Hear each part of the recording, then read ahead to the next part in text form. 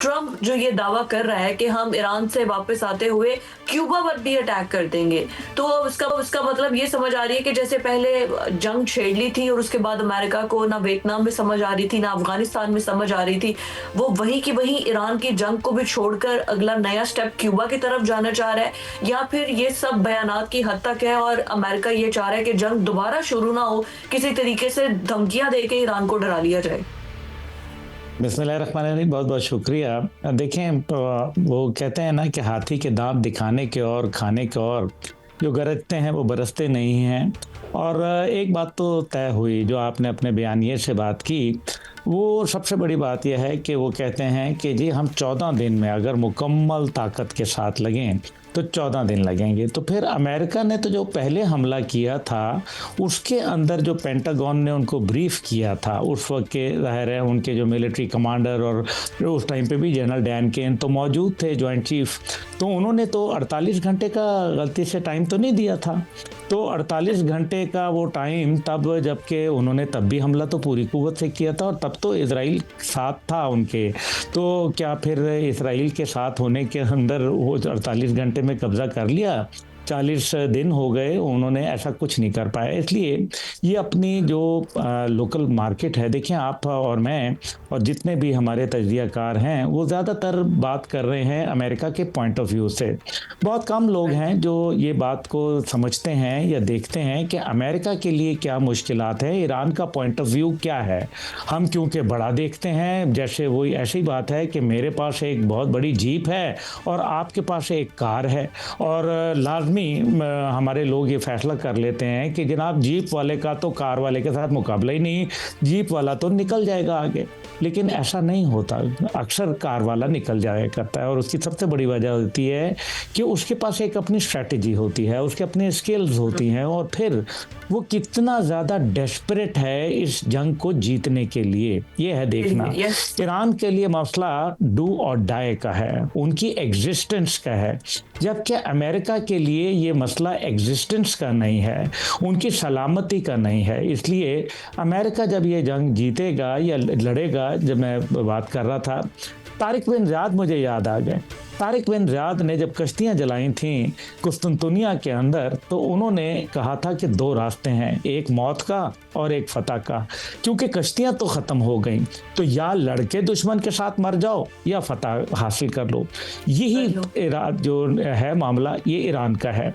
Iran ने ये फैसला कर लिया हुआ है, नंबर 1। नंबर 2 ये है कि उनकी अपनी जो लोकल वहाँ अमेरिकन पॉपुलेशन है उसको खुश करना चाहते हैं। 55% से ज़्यादा नीचे ग्राफ गिर जाना, हुकूमत के ख़िलाफ़ मुज़ाहरे होना, कांग्रेस के अंदर आए दिन पीट हेग्जिट और दीगर की दुर्गत बनना, दौरान जंग 4 बड़े लोगों को जो है वो साथ ये कहना कि ईरान के अंदर इंतशार है, और दूसरी जानिब अपने आर्मी चीफ को निकाल देना, अपने नेवल मिनिस्टर को निकाल देना, अपने जो अटॉर्नी जनरल को निकाल देना और नेशनल सिक्योरिटी एडवाइज़र को निकाल देना। फिर कहते हैं कि जनाब झगड़ा तो ईरान के अंदर मौजूद है, वहाँ तो लोगों को जो है वो आपस में इख्तलाफ राय है। अभी कभी कहते हैं कि जनाब वो जो इब्राहिम रईसी साहब हैं उनके, सॉरी इब्राहिम रईसी साहब की मैं बात कर रहा हूँ, वो तो वफात पे शहीद हो गए, मैं बात कर रहा हूँ इसकी। कभी वो कहते हैं कि जनाब बाकर कालीबाफ और उनके जो लीडरशिप है IRGC के, उसके अंदर आपस में इख्तलाफ राय है। कभी कहते हैं अब्बास इराक़ची साहब जो है उनसे नाराज़ हैं, मसूद पज़ेश्कियान। ये सब बातें हैं, ये वही बातें हैं जो भट्ट साहब भी जानते हैं, आप भी बेटे जानती हैं कि जब क्या हुआ था अफ़गानिस्तान के अंदर, अफ़गानिस्तान में कहते थे कि वह मुल्ला रसूल ग्रुप है, वो तालिबान के अंदर जो है फूट पड़ी हुई है।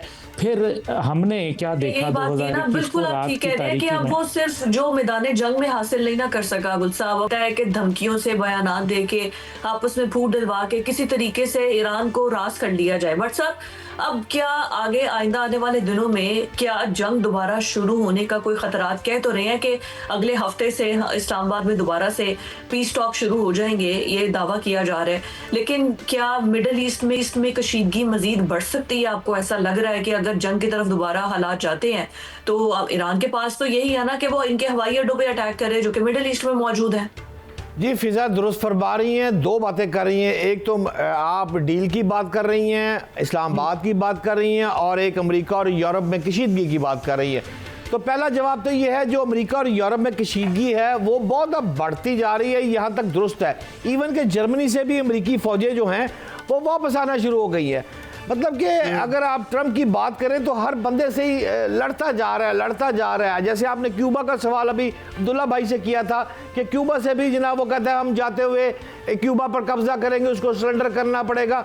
वहाँ भी आप नए जजीरा, यार बात यह है वो जैसे हंगरी मैन नहीं होता उस तरह का ट्रंप भाई बनते जा रहे हैं।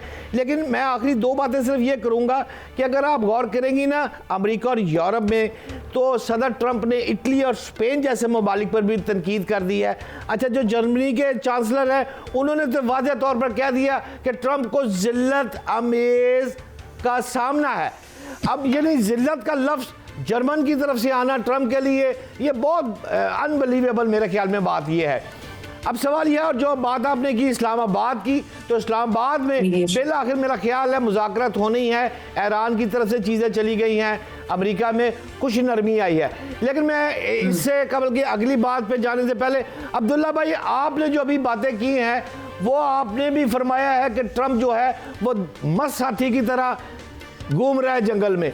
मैं भी इस बात को तस्लीम कर रहा हूं कि वो इसी तरह रौंद रहा है, घास उड़ाता जा रहा है। लेकिन अगर आप तस्वीर का दूसरा रुख देखें अब्दुल्ला भाई, तो ईरान जो है अब उसने फिर कुछ तजवीज़ दी हैं। मैंने आज सुबह जो इंटरनेशनल मीडिया भी स्टडी किया है, जो वॉल स्ट्रीट जर्नल है वो भी कह रहा है कि अब ईरान में कुछ नरमी आ रही है। और नरमी आने की वजूहात जो है वो ये है कि वहाँ तेल के जो कुएँ हैं, तेल के कुएँ उसने निकालना है, तेल निकलना है और उसने स्टोर करना है या बाहर के ममालिक में भिजवाना है। अब अगर तेल के कुओं से तेल निकलता रहे तो उसको यहाँ तो कम कर दिया जाए या स्टॉप कर दिया जाए, वो बाद में बहुत अखराजात आ जाएंगे। मैं ये कहना चाह रहा हूँ और ये आपसे पूछना चाहता हूँ कि अमेरिका ने तो ईरान पर हमला कर दिया, तहस नहस कर दिया, कोई फ़ायदा नहीं हुआ, कोई रजीम चेंज नहीं हुई। बट जब वो माशी तौर पर तेल के कुएं स्पेशली और दूसरी चीज़ों से इसको सक्रिय कर रहा है, तो आप नहीं समझ रहे कि ईरान भी कुछ नरमी में आता जाएगा? अब्दुल्ला भाई। भट्ट साहब बहुत बहुत शुक्रिया। मुझे जब आप बात कर रहे थे तो हंसी इसलिए आ रही थी क्योंकि मुझे वो मौला जट फिल्म याद आ गई। नूरी नत एक किरदार था जो ये कहता था कि या अल्लाह मुझे कोई दुश्मन दे दे कि मैं लड़ लूँ उसके साथ। तो डोनाल्ड ट्रंप साहब जो है अमेरिका के नूरी नत हैं। तो मौला ने मौला ना मारे तो मौला नहीं मारता। तो इसमें वो भी यही कहते हैं ना कि ट्रंप को सिर्फ ट्रंप रोक सकता है और कोई नहीं रोक सकता। तो ये मतलब वहाँ के नूरी नत हैं। देखिए बहरहाल अब मसला यहाँ आपके दो तीन बातें। पहली बात यह है कि इस्लामाबाद में टॉक्स इसलिए ज़रूरी हैं क्योंकि चाइना जाना है, और चाइना जाने के वक्त बात क्या करेंगे, टेबल पे क्या बात करेंगे कि जनाब मेरी लड़ाई चल रही है ईरान के अंदर, मैंने वहाँ आपको चोक पॉइंट आपके रखे हुए हैं, ईरान का तेल जो चाइना को जाता है उसकी बंदिश की हुई है, दूसरी जानिब मेरी आबनाए मलाका के ऊपर नीयत बद हुई हुई है, तीसरी जानिब मैं आबनाए ताइवान के ऊपर नज़रें जमाए बैठा हूँ ताकि चाइना की कंटेनमेंट की जा सके, उसकी इकोनॉमिक ग्रोथ को, उसकी एनर्जी सप्लाईज को रोका जा सके। ये बात लेके जाएंगे। 700 बिलियन डॉलर की तिजारत है हजूर। तो ये चाइना अगर उनसे दूर होगा तो अमेरिकन खाएंगे क्या और लगाएंगे क्या? और फिर ये पैसा जो आएगा ये मशरिक़ वुस्ता से आएगा। मशरिक़ वुस्ता के 3 ट्रिलियन डॉलर के 3.25 ट्रिलियन डॉलर के मुआहदात हैं, उनका तो जनाजा निकल चुका है जनाब। उनका आप ये जो ओपेक और ओपेक प्लस से यूएई बाहर निकला है, क्यों निकला है? क्योंकि उनकी 70% इंडस्ट्री जो थी वो तो नॉन ऑयल डिपेंडेंट थी, यानी कि जो ऑयल इंडस्ट्री के हट के एविएशन इंडस्ट्री है, आईटी इंडस्ट्री है, उनकी हॉस्पिटैलिटी इंडस्ट्री है, टूरिज्म इंडस्ट्री है, बेड़ा गर्क हो गया है। तो जब कमाएंगे नहीं तो लगाएंगे क्या अमेरिका के अंदर? This is one thing. इसलिए मेरी कैलकुलेशन ये कहती है कि अमेरिका के प्रेसिडेंट खुद पाकिस्तान आएंगे और वो चीन जाने से पहले पाकिस्तान मुतवक्का है, क्योंकि ये डायलॉग उनको करना पड़ेगा। उनके अपने मुल्क के अंदर एक वोट से वो बच गए हैं, वरना उनके इख्तियारात महदूद कर दिए जाते हैं और एक वोट तो आपको पता है ज़्यादा मुश्किल नहीं होता। दूसरी जानिब उनके जो मामलात हैं कांग्रेस के अंदर वो बिगड़ते जा रहे हैं और इस टाइम पे रिपब्लिकन पार्टी के लोग इस्तीफे दे रहे हैं, टिकट वापस कर रहे हैं। अब्दुल्ला एक भाई नज़र से नहीं की देखना माजरत चाहिए। चाहता हूं, ये तो अमेरिका का आपने एक पिक्चर पेश कर दी। मेरा सवाल फिर वही है कि एक तस्वीर आपने अमेरिका की दी, मैंने ईरान की बात की, ईरान के कुएं और ईरान के लिए मुश्किलात। आप मुझसे एग्री हैं, डिसएग्री? नहीं, मैं आपकी अभी पिक्चर का दूसरा रुख बता ही रहा था। तो देखें, पिक्चर का दूसरा रुख है 20 लाख लोग बेरोजगार हो गए ईरान के अंदर, उनकी तेल की प्रोडक्शन के ऊपर रौफ पहुंचा। उस टाइम पे जब आबनाए हुरमुज़ के अंदर दंदनाते हुए चाइनीज़ जहाज़ तो गुजर रहे थे क्योंकि वो तेल के लिए उनको ईरान ने इजाज़त दे दी थी, लेकिन जब अमेरिका ने बंदिश की तो 90% जो ईरान की टोटल ऑयल प्रोडक्शन है वो चाइना ले जाता था। लेकिन अब चाइना के जहाज़ भी वहाँ जाने के लिए मुश्किलात हैं। लेकिन हाउएवर क्या तेल के कुएं खुश्क होंगे तो सिर्फ क्या ईरान के होंगे? क्यों कतर, कुवैत, बहरीन और यूएई के नहीं होंगे? वो किस जगह से लेके आएंगे जनाब? तो एक फुजेरा है, फुजेरा कितनी दूर है? अब जो ईरान की आपने बात की बड़ी इंपॉर्टेंट है भट्ट साहब, इस बात को देखें। ईरान वाकई इस टाइम पे उनके लिए मुश्किलात में इजाफा है, लेकिन उन्होंने भी फैसला किया है, मेरी भी रवाबित है, मुझे पता है, उन्होंने ये फैसला किया है कि तंग आमद बजंग आमद। ये आपको मालूम है कि ये फ़ारसी की मिसाल है, उर्दू की नहीं है। और तंग आमद बजंग आमद से मतलब वाज़े नज़र आ रहा है कि अगर ईरान के ऊपर मज़ीद दबाव डाला गया और बहरी नाकाबंदी अमेरिका की जानिब से जारी रखी गई तो ये सीज़ फायर कोई और नहीं बल्कि ईरान तोड़ देगा। और अगर ये ईरान तोड़ेगा तो फिर वो मतलब यही फुजेरा तो को भी बात वो नहीं कर रहे छोड़ेगा। हैं।